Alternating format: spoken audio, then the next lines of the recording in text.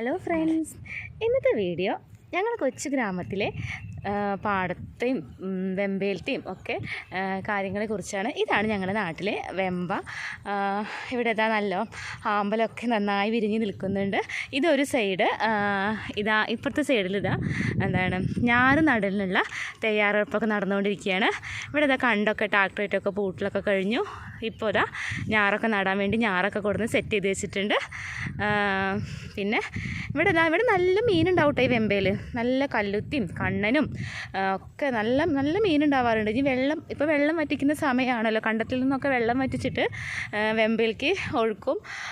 പിന്നീട് ഞാറ് നടലിന് ആവശ്യമുള്ളതിനനുസരിച്ചിട്ട് തുറന്നു വിടുക, അങ്ങനെയാണ് ചെയ്യാറുള്ളത്. ഇവിടെ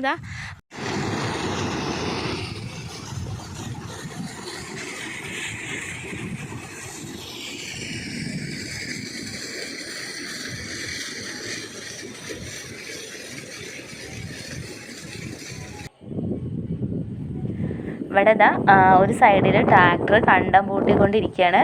അതിന് ചുറ്റും ഒരുപാട് കൊക്കുകളൊക്കെ പാറി പറക്കുന്നുണ്ട്. ചെറുമീനുകൾ കഴിക്കാൻ വേണ്ടിയിട്ട് തന്നെയാണ് അവർ ഈ ട്രാക്ടറിന് അകമ്പടിയോട് കൂടി നടക്കുന്നത്. ഇവിടെ തോടിലൊക്കെ നല്ല മീനുകളുണ്ട് കേട്ടോ. അതൊക്കെ ചെറിയ മീനുകളാണ്.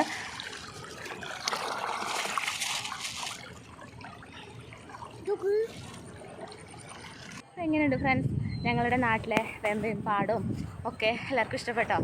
എന്നുണ്ട്, അടിപൊളിയല്ലേ സ്ഥലമൊക്കെ? അപ്പോൾ ഇതാണ് ഞങ്ങളുടെ നാട്ടിലെ അതിമനോഹരമായ വെമ്പയും പാടമൊക്കെ. ഇവിടെ നമുക്ക് ഒഴിവ് സമയങ്ങളിലൊക്കെ കുറേ സമയമൊക്കെ ഉണ്ട് ഇവിടെ വന്നിരിക്കാൻ. നല്ല രസമാണ്. ഇവിടെ വന്നിരുന്ന ഒരു കാര്യം കേട്ടോ, നേരം പോണത് നമ്മൾ അറിയില്ല. ഇവിടെ വന്നിരുന്നാൽ എപ്പോഴും നമുക്കിങ്ങനെ എപ്പോഴും സമയമായിട്ടില്ല, അധികം ഇരുട്ടായിട്ടില്ല തോന്നും. പക്ഷെ നമ്മൾ ഇവിടെ നിന്ന് അങ്ങോട്ട് ഇപ്പോൾ കാണുന്നതാണ് ഞങ്ങളുടെ വീടൊക്കെ അവിടെയാണ്, ഈ പറമ്പിൻ്റെ അപ്പുറത്ത്. അതായത് ഈ വരമ്പത്ത് കൂടെ നടന്നു പോയിട്ട് അപ്പുറത്തേക്ക് പോകണം, കൂടെ അങ്ങോട്ട് പോകാൻ.